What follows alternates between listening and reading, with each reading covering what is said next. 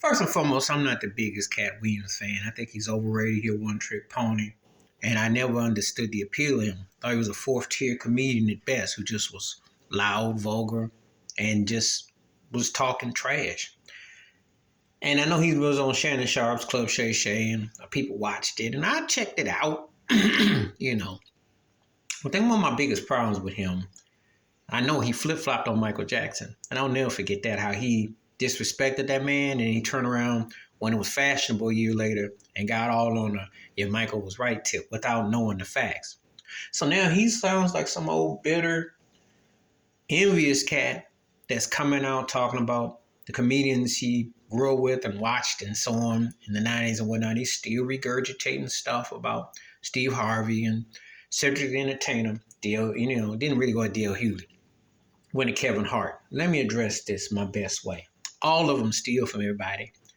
Ain't none of them perfect, and they all vying for the same thing. Steve Harvey was all right with me. I already know about the Mark Curry thing, Hang Mr. Cooper, which was actually supposed to be like a black version of Three's Company. That was the way it was originally written. But to make it appealable for 90s TV, Mark Curry had the light play, the teacher, etc. Steve Harvey did. Tell me something I didn't know. Snoop's show predated Dave Chappelle, and he took the same formula. So tell me something I didn't know. When do they not jack one another and take from one another?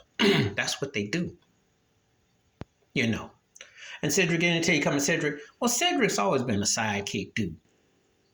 And he plays for Middle America with his TV shows, which are successful, but they're corny, but they work for what he do. He knew he was going to be the sidekick. There's no surprise.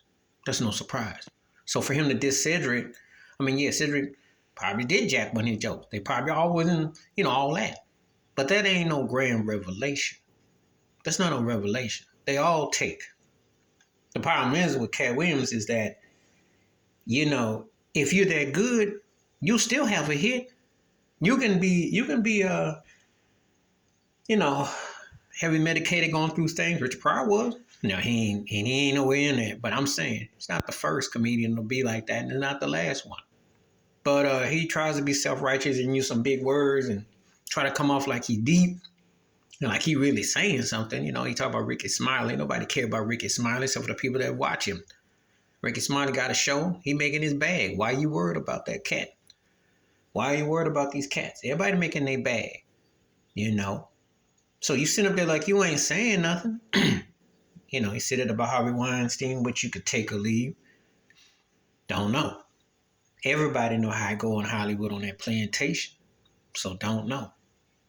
But I just find him foul-mouthed, vulgar, overrated. And I never got the hype about him. His movies. There's truth in things he says. But if he's that deep, he'd be hanging with Chappelle. He boasts and brags about his Netflix specials. I watched his stand-up. I didn't see nothing special about it, except that he just curse all the time and he's foul.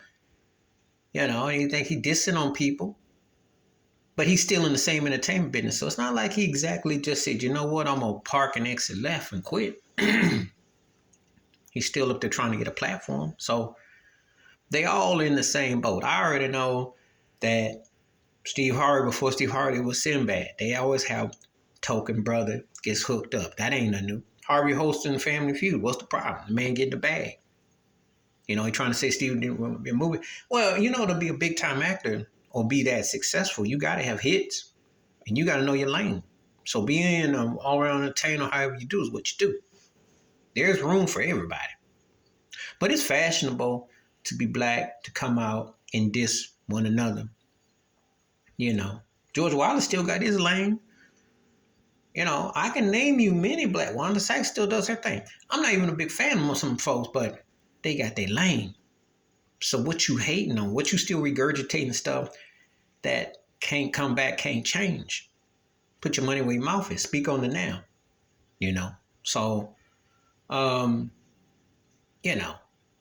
you know the industry and the game, you sit there and you tell it, but you still made money. You still operate on that plantation.